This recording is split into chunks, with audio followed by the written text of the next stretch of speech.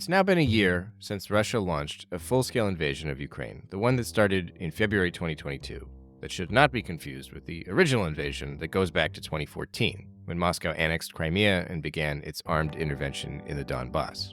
Rather than attempt some kind of all-encompassing summary of every horror that has unfolded in the last year, or try to speculate about the grand geopolitics behind this bloody conflict, what I'm going to do here is focus on a single story that seems to get bigger as the war drags on, especially lately.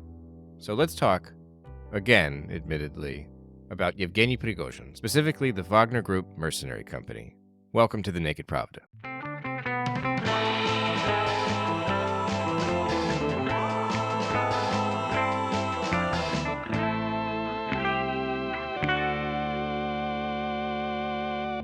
Howdy, folks. Welcome back to the Naked Pravda. I'm your host, Kevin Rothrock, the managing editor of Meduza's English language edition. Last year in November, I interviewed a bunch of journalists, too many journalists, you might say, and asked them broad questions about Evgeny Prigozhin, this tough guy figure who is constantly in news headlines, particularly in Russia, where he controls a whole media empire of phony news websites and Telegram channels, but also in the Western media, where it's now commonplace to speculate on whether he's a potential challenger to Putin or some kind of upstart social climber who's essentially cruising for a bruising by yapping too loudly about the defense ministry's supposed shortcomings.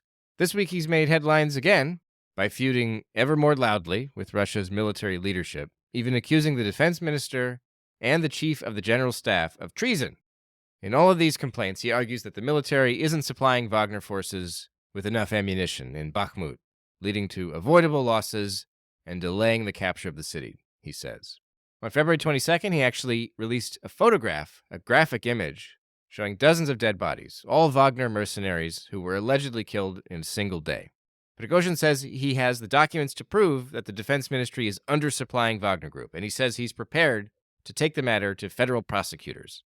The defense ministry, meanwhile, denies the allegations and warns that such claims only undermine the chain of command and benefit Russia's enemies.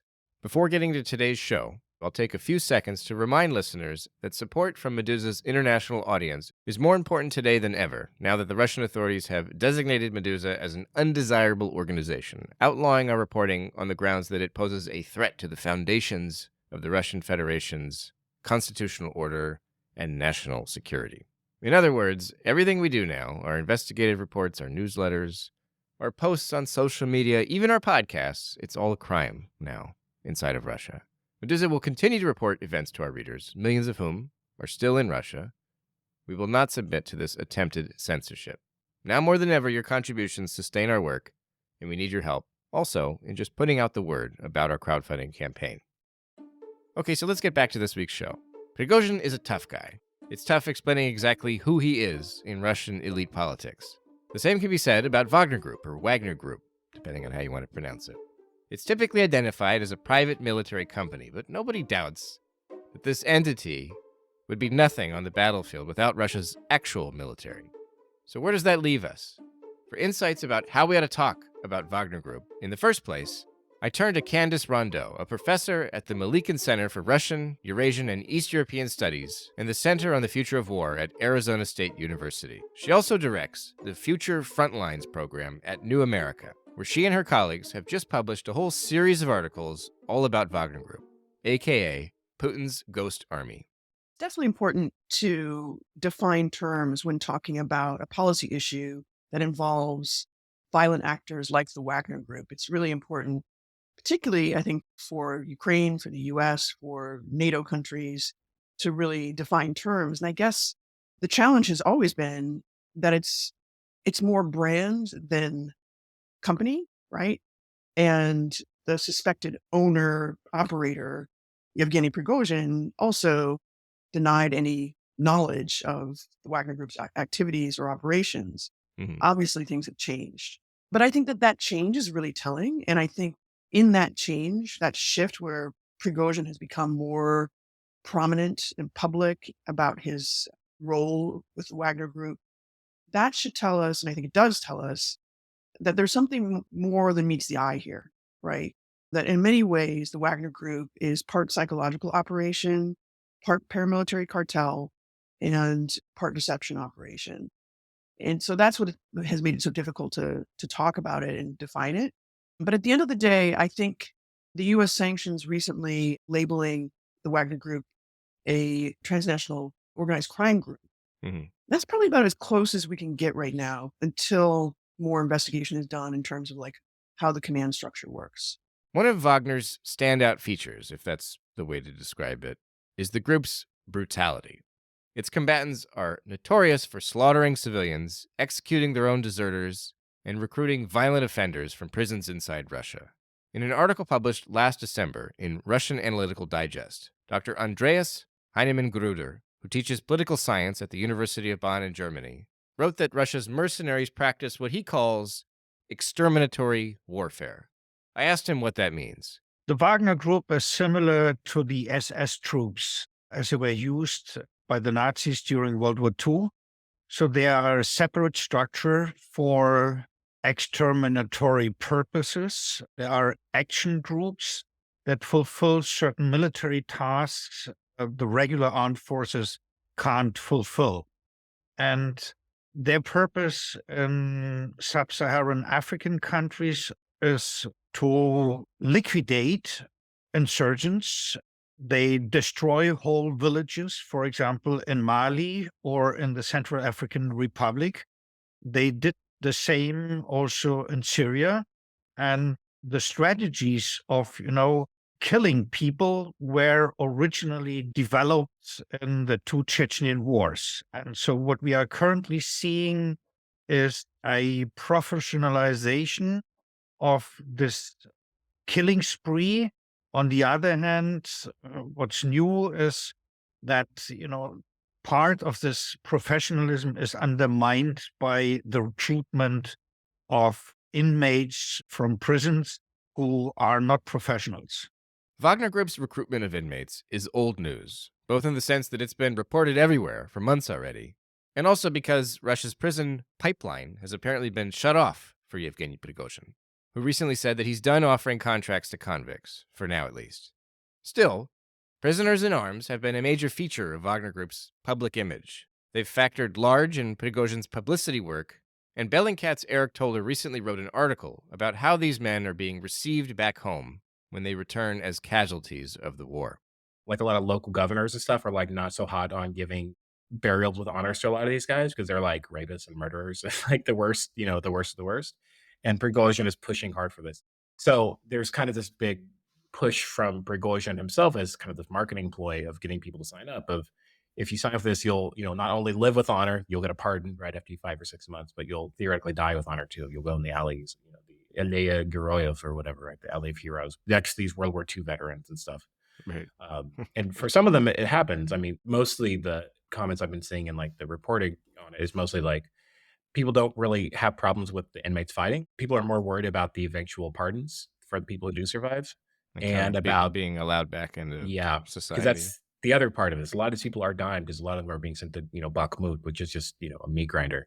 Yeah. But how many of these people are actually going to make it to the 6-month period and actually get released, which is an open question too, because Prigozhin has promised 5 or 6 months. It's like it's like the Running Man, right? If you survive, then you make it, but the cards are stacked against you, and that you may survive but not make it because there have also been reports about people having their contracts extended involuntarily, right? So like made the 6 months. Oh, look at this, you get an extra 3 months, whether you like it or not, right?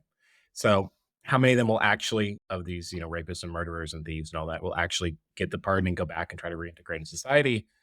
Some of them will, right? Because there have been some very public ceremonial pardons that Prigozhin has run. Yeah. But I think that these are probably more ceremonial than real, and people just may keep getting their contracts extended until Bakhmut is over, right?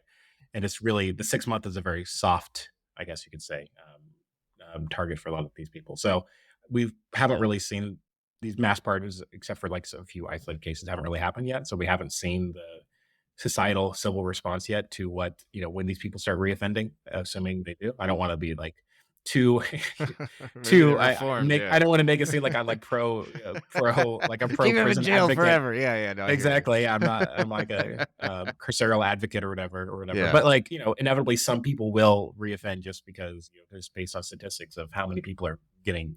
It's tens of thousands supposedly of these people are getting released. At least some of them will survive and get a pardon. So that goes to see about how people will respond for the first person who reoffends, like in a very grand, Right. noteworthy way. I think until August, September last year, there were more seasoned fighters, so mercenaries who had fighting experience gained already in other post-Soviet wars, including Chechnya, but also in Georgia, in Moldova. Some of them had actually also already fought former Yugoslavia. So they recruited also professional mercenaries from other countries. So we have foreigners also serving in the Wagner Group, a couple of right-wing extremists and even Nazis.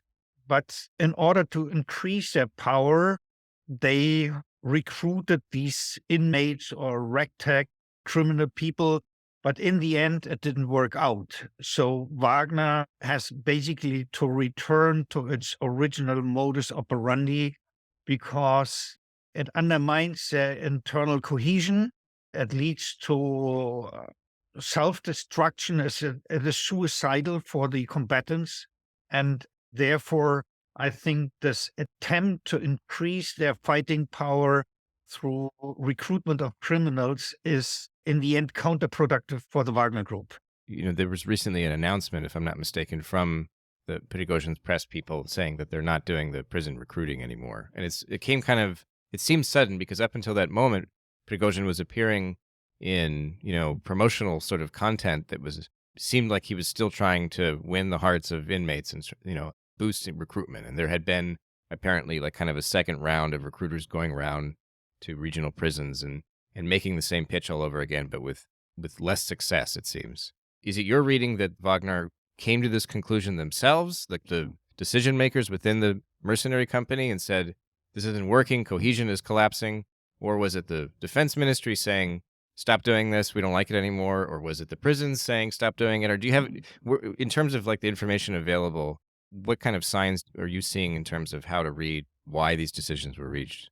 I think the popularity of being recruited to Wagner in exchange for, being released from the prison, the calculus of the inmates changed because roughly 70% of the inmates who were recruited were actually killed in the first row. And so there was a division of labor also inside Wagner that the inmates were seen as a first wave when they fought, for example, in Bakhmut or in Soledar. So the second and third wave of the fighters were the more professional ones, but the recruited criminals were basically sent into a kind of meat grinder. Yeah. So therefore it became less popular. And I think we have this competition between the different, security organs in Russia from the outset of this war. So we had the frictions between the military intelligence, GRU, and on the other hand, the FSB, and then the regular armed forces.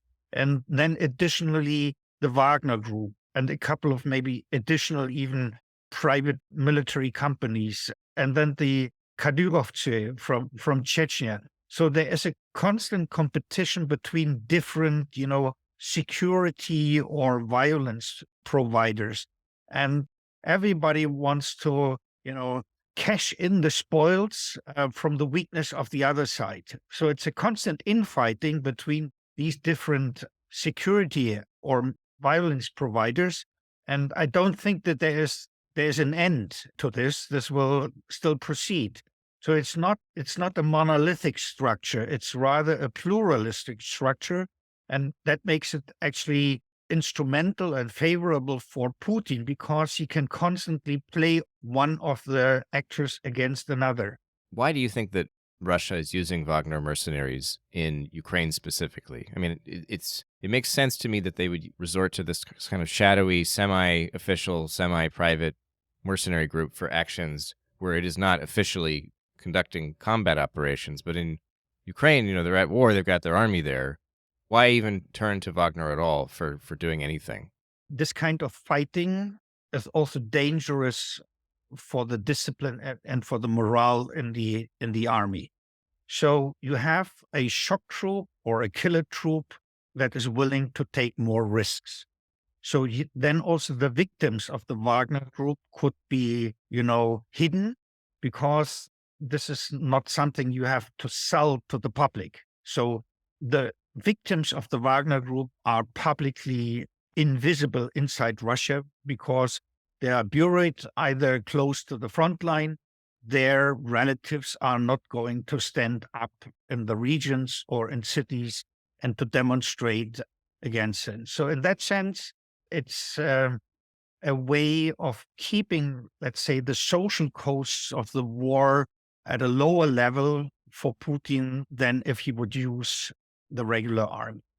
The willingness to let them die reduces the power of the Ukrainians tremendously, because you have street fighting, you have fighting for every building, and that reduces to a much larger extent than before the recruitment of Wagner the death rate of the Ukrainians. So there is a military benefit in even letting more own people die, but Ukrainians are decimated as a result of the fights around Bakhmut and Soledar and other cities. So in that sense, you have a military benefit in using the Wagner Group. I think, given also, the limits of what they have in the military technology limits that the Russians demonstrated, Wagner was at least for a while seen as a potential game changer. And so if we can't, match the weapons delivered since summer last year from the West, because they could shoot from long distance at the logistics, then it's a kind of, asymmetric warfare, because it's basically using guerrilla tactics against the Ukrainians, who have this slight advantage with Western weaponry over the rather outdated or, conventional weaponry of the Russians. So it's a mix of reasons. And it's, of course, part also of the constant blame game. So, there is high tension among all those who are charged to win the war. And at any given moment, somebody pops up and says, I'm going to make good for the losses. As I record these interview segment transitions, I realize that a lot of my questions are obsessed with semantics. What should we call Prigozhin? How should we describe Wagner Group? You listen to enough of that, and you'll probably start asking, who the hell cares? While I sympathize with such frustrations, and many others, mind you, there is real policy significance here, as I learned from Candace Rondeaux. From a policy standpoint, or even like a law enforcement standpoint, what's the difference between saying, okay, it's organized crime versus it's terrorists or something like this? Like, what are the consequences of using one term versus the other from like a authority standpoint? As you probably know, there's been just such a huge debate, particularly, of course, within Ukrainian security circles and sort of more generally. We've heard lots of officials from Ukraine asking for the United States and others to designate the Wagner Group a terrorist organization. And, in U.S. law, there are some pretty big distinctions between that and transnational organized crime group. The first being that the way information about a terrorist group is handled by the U.S. Tends to be super secretive, right? We have a history over the last 20 plus years with the global war on terror of designating individuals or organizations like Al-Qaeda or ISIS as terrorist organizations. And then you can't really see under the hood when it comes to the justification for naming them that, right? Like with Al-Qaeda and ISIS, it's obvious today, but it wasn't always the case, right? In the same way, the challenge is you want more people to know about the Wagner Group's operations if you don't want them, right? If you don't want to undercut your sanctions, right? So if you're an African businessman who happens to deal in oil or diamonds or gold, and maybe you have connections to the local government, it would be useful for you to know that this actor is actually sanctioned, and here are the reasons why. The problem with the terrorism designation is it's just too elastic, and it doesn't give the kind of power to law enforcement bodies around the world to pursue investigations into the Wagner Group's activities, which encompass a lot of things, by the way. I mean, we talk about them in the context of Ukraine a lot lately, but they're into arms smuggling, they're into gold and diamond smuggling. This is a huge criminal enterprise that has tentacles all over the world. I mean, as far away as Venezuela, Syria, Cuba, even Mhm. Nicaragua. People don't really talk about the Latin American quotient of the Wagner Group's footprint, but that's largely because they don't really understand what it is. And essentially, what it is an arm of the Russian state. It mostly supplies armed delivery boys for oil and gas and weapons to states that Russia has technical agreements with. So does that mean that by not designating them as a terrorist group, it's not necessarily that the government still could go harder against them? It's just a question of how to coordinate a kind of global effort to contain and possibly capture and punish some of these people? Is that the kind of play here, I guess? That's one part of the play. I think the other piece is you want to preserve the capacity to explore the degree to which the Russian state has control over the Wagner Group operatives, right? So, of course, for years, Vladimir Putin has said, I don't know anything about them. Ich tam yet. They're not there. Maybe he's my friend, Evgeny Prigozhin. Maybe he's not my friend. There's been a lot of kind of obfuscation. Mhm. At the same time, if it turns out that there is a discernible pattern where there's a chain of command, a set of orders coming from Kremlin actors who are in the constitutional chain of command of the Russian military forces, under international law, the Russian state is responsible for whatever happens at knife point of the Wagner Group. So that's really important because when we're talking about international tribunals, which we have been talking about now more recently, we have the European Union coming out, Parliament asking for a special tribunal to be stood up. There's even now debates in the US about whether or not that needs to happen because of Russia's war crimes in Ukraine being so egregious. And without doubt, the Wagner Group would center very prominently in any such effort. And so if you designate them a terrorist group, you're basically letting the Russian state off the hook Hmm. for what is clear support from the chain of command in the Kremlin.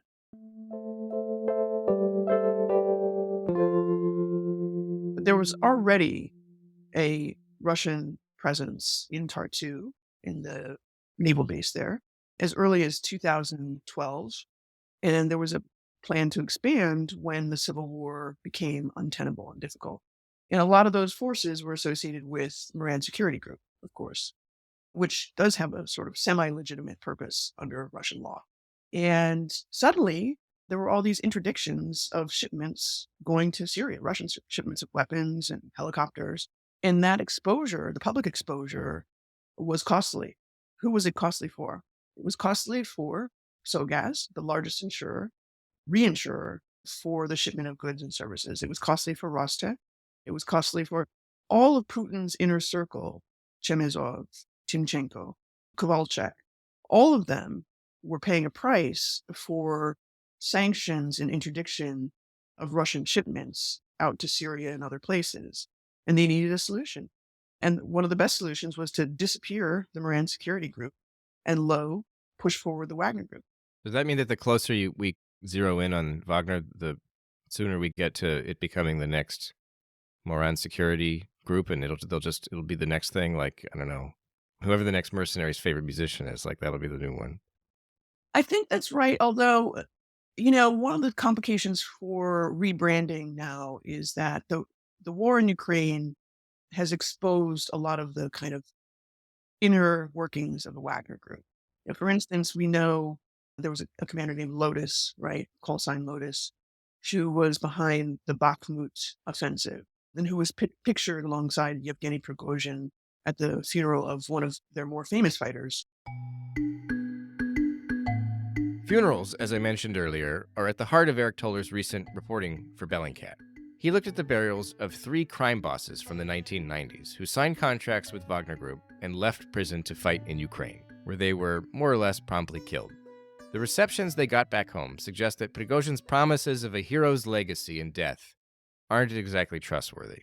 By now, every major outlet has written kind of their Wagner inmate pieces. Like, so Meduza did one, BBC's done one, Reuters, like everyone's written kind of like, take a look at some of these crazy guys getting out and fighting and trying to fight for their lives, right? And so my kind of take on it was like the kind of the 90s comes home again, right? The 90, the eternal recurrence of history with the 90s coming back. And I was kind of thinking like, okay, well, I want to see like how these people are perceived because the 90s hold a very particular kind of like mental space for the Russians, right? And there's no equivalent for it in the US. But like, in my head, I imagine like these are like, Sopranos mafia bosses, right? Which Robert is Baron era, right? Like no living memory. yeah, exactly, right. I was thinking like, but how are these guys going to be perceived when they die? And I was kind of thinking like, they're kind of to a degree like romanticized. People watch, Brat and Brat 2 all the time and all that. And for the most part, it's kind of a whimper, right? So for two of these guys, a guy named Maximenko and a guy named Berezhnik, when they died, it was kind of like, that's that because they were from, they're all from these provincial towns. One guy in Saratov, I think one guy out of Penza and another guy out of in Tatarstan. And for the first two, Berezhnik and Maximenko, their funerals were just kind of like nothing. No one really showed up. And there's kind of like there's like a little news blurb of like, we're going to be saying goodbye, the Prashanya, right? We're going to be saying goodbye to him. It's a funeral, it'll be burial service, and that's kind of it. And that was Maximenko in particular. And Berezhnik he had a service, like he was buried, like, like kind of with honors and all that stuff in the church. But the only way I found out about it is because the military burial service was done by a place advertising their funeral services. So like this place, gotta hustle, right?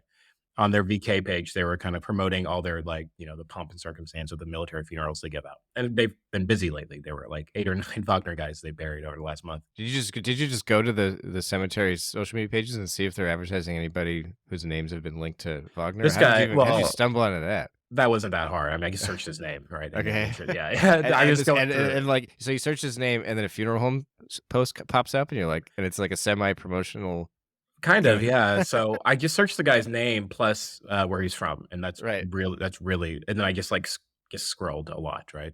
This story was not terribly complex. I mean, we've done a lot of pretty terribly complex stuff, and this was not one of them. It was a lot of aggregation, Right. and yeah, and it was this kind of funeral service place outside of Saratov, and they were, just saying like, look how fancy this is, and look at the hearse that we have, and all that, and there was like nobody there. And a lot of times you look at these pictures of their funeral services, and it's just like when like the quote unquote normal soldiers, the non-Wagner guys, the guys who are like under the age of 35, because the Wagner guys you can kind of pick out, they're like guys in their like old, these, relative geezers, these guys in these 40s and 50s who were clearly they joined under non-normal circumstances, I guess you could say.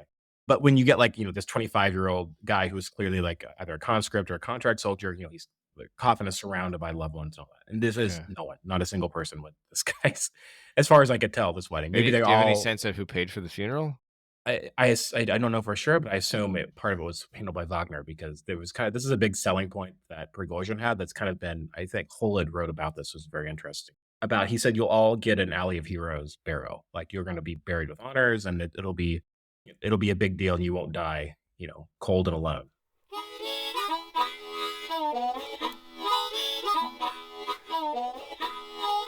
So a strange factoid is I grew up in Chicago, both on the south side and north side. Okay. And in the 1970s, I just watched the Blues Brothers again for no good reason, so I feel like I'm very in tune with what you're about to say. Well, it's a tough town, Chicago. Yeah. It's a really tough town. It's got a reputation for all kinds of gangster life. I had a very early exposure to that as a kid, just kind of atmospherically. But more importantly, I grew up in a culture, kind of mixed race household. And I grew up kind of straddling the line between different gangs that controlled parts of Chicago. And at that time, they were called folks and people. That was kind of the dividing line. And if you wore your cap to the right, you're like, I think I'm getting this right, you're folks. And if you wear your cap to the left, you're people. And that was kind of my first introduction to understanding that people who are lost and don't have much of a sort of social anchor like to form groups, and they like to, and typically when they form in gangs, they need those signs and symbols outward, right? To differentiate themselves from others, right? That's kind of part of the, social cohesion is we wear blue, they wear red, right? And for the Wagner Group, a lot of the signaling draws on this Spetsnaz military culture of old. So we're talking about, the VDV Blue Berets in the heyday when they would jump out of planes and do daring things in the Hindu Kush in Afghanistan. It's no coincidence that that is part of the kind of symbology that is drawn on in the Wagner Group. A lot of the commanders have served in Afghanistan. Certainly the first wave, right, were Afghansi. And quite a few of them, of course, went on to Chechnya and then to Abkhazia and South Ossetia, et cetera, et cetera. These are Russia's frozen conflict warriors. And that in itself is its own sort of social signaling. And you can look online. I mean, you can see all the different signs and symbols that are there. They're drawing very heavily on Spetsnaz, VDV, GRU symbols. And more importantly, many of them say that they are part of those units. It is a social movement. It's not so much Wagner that's a social movement now. It's a little bit, I think there's some conflation. I will say that. The backbone here is the Russian imperial movement. We know a lot more about how Prigozhin pays out salaries, for instance, to fighters. There's been a lot of leaks and defections. We know a lot more about the prisoner recruitment deal and what that says about Prigozhin's relationship with the FSB and, of course, law enforcement authorities and penitentiary authorities in Russia. So now it becomes a little bit more difficult to kind of hand wave and create a new brand. Although I think we're starting to see creeping signs of trying to contain the Wagner Group story from the Kremlin, right? There's been sort of a lot of allusions to reorganizing, making sure that the Ministry of Defense has a little bit more control, and Prigozhin has been told to stop the prison recruitment drive and so forth and so on. You know very well, of course, that when information is sort of leaked in a strategically timely way, there's always reasons to be skeptical about what the other ulterior motives are behind that leak. How do you know when it's strategically advantageous? Because it seems there's always somebody who's benefiting from a leak at some point. That's presumably, other than just selling it. That's why someone leaked it, I assume. Like, the guy profits from selling it, but then somebody promotes it because it's beneficial to their agenda somehow. So this is one of the problems I have with reading Telegram in general. And I do want to ask you about the use of social media in your research, because it features pretty large, at least in what you've released so far.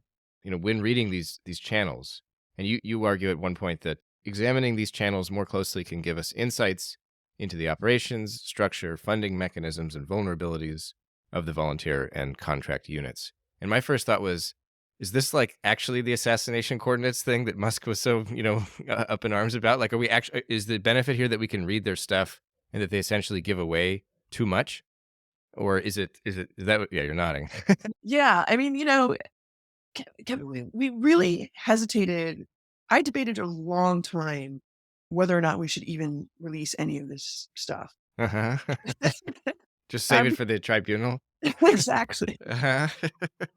But I think that's, because there is a debate about the tribunal, I felt, it was important that people understand that evidence is available, and actually in spades, right? There's just huge volumes of evidence available, not just in the social media streams. It's extremely important, right? It's very telling in a lot of ways. But when you start to kind of cross-reference that with things like company registries and, shipments of goods, bills of lading, tail numbers on planes and ships that are going different places. I mean, this is just sort of classic open source investigation work. But when you have that much data, a lot of the metadata tells its own story. But you asked the question about sort of the timeliness of leaks and who benefits when, and how do you know? You certainly don't know by simply paying attention to the message that's being delivered, right? I mean, it's not enough to examine the content of a video of Evgeny Prigozhin in a prison trying to recruit people. That's just, it's not enough. You can't sort of just take at face value what's happening on screen on the camera. More and more, if you really want to understand the kind of information warfare component of the Wagner Group's operations, you really have to do the forensic work. So that means literally looking at the metadata of user accounts. So we gathered, in this most recent sweep, about 355,000 the Contactia user profiles that all were connected to Wagner Group branded channels, right? Some were Russian Imperial Movement, some were Rusich, some were straight up Wagner. What we noticed was there was this vector And the more we looked at the social networks and literally use math, graph analysis, the more we could scissor down to a core group of commanders, field commanders. Now, I can't say where do they sit within the entire enterprise, but we identified in our first sweep 31 people who, with no question, fought in Donbass, no question, at some point or another, served in the Russian military, mostly in the special forces. And then we did another sweep more recently, and we found 53, same attribute, basically. I think with a little bit more digging, we will find, oh, yes, they also have an LLC that happens to have received a loan from Right. a Prigozhin-related entity, right? That's a very typical way of managing the relationships within the Wagner Group network. And so the other things you have to do, you have to look at the signature, you have to look at the registration dates for the websites. I mean, one of the strangest little factoids that jumped out at us was, gosh, almost a year before the Russian invasion began, we started to see Rusich, signaling that they were potentially returning to Donbass. And it was all in these little coded, tiny little pieces of information, just comments on an Instagram post. But then we started to see, oh, they're serious. They're talking about Kharkiv. And that was about September of 2021. When these groups start talking online, it's usually a pretty good sign that they're moving in a direction. For whatever reasons, certain parts of the Wagner Group, certain field commanders, I guess, feel a compunction to kind of advertise their military prowess. And despite, the so-called anti-selfie soldier law, Hmm. it doesn't seem to have been very effective. It hasn't prohibited these special operators from posting, all manner of things online. So it's been very helpful.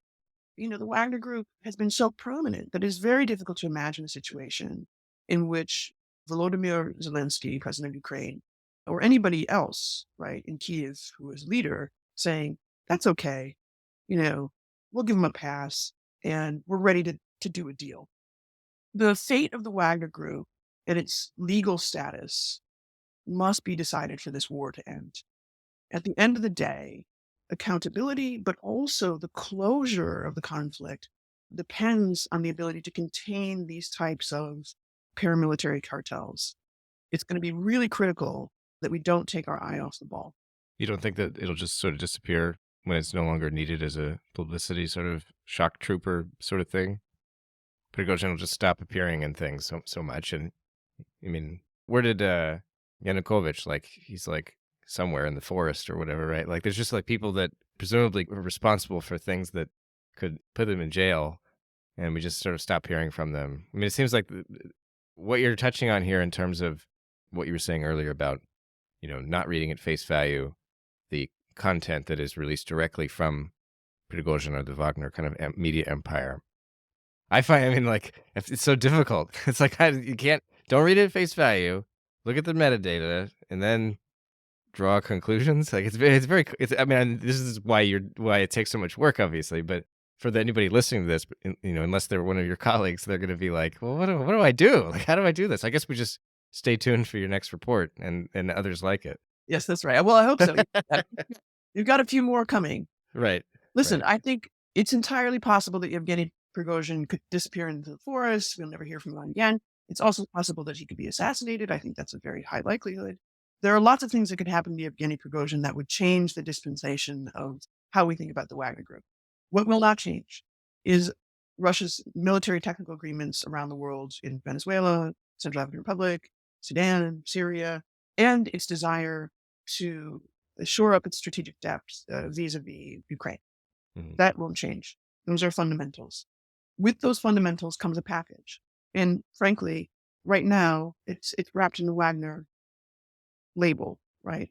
But the reality is these are special operators that are largely under the command of the Kremlin. The whole business about them being part of some sort of private enterprise, we know better. We know that this is essentially a state enterprise, and that serves, the sovereign wealth fund of Russia. So I think we can count on potentially new leadership. We might even see PMC Reddit, as an example, becoming talked about more often, and kind of an attempt to kind of sublimate the Wagner Group narrative at some point. Mhm. But the fact that it's being sublimated is very telling. Right? It tells you that the Kremlin is extremely sensitive, not just to the potential for internal challenge from a political rival.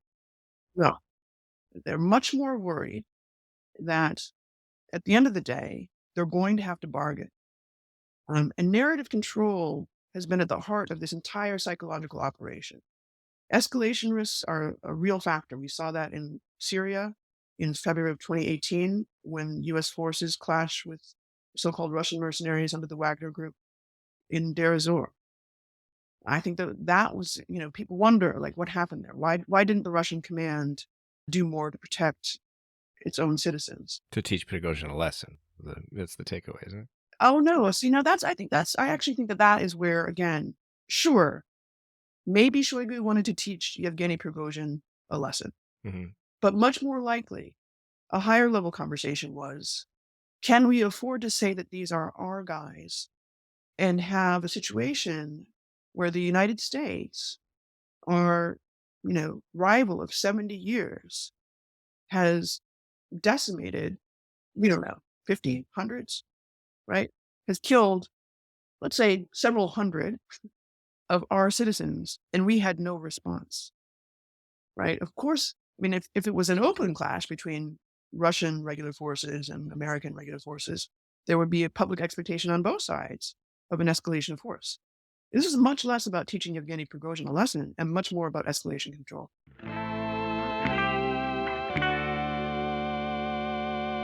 Thanks for tuning in, folks. This has been the Naked Pravda, a podcast from Meduza in English. Remember that undesirable status back in Russia means our entire news outlet now relies on readers and listeners around the world to support our work. Please visit our website for information about how to become a contributor with one-time or recurring pledges. Thanks again. Until next week.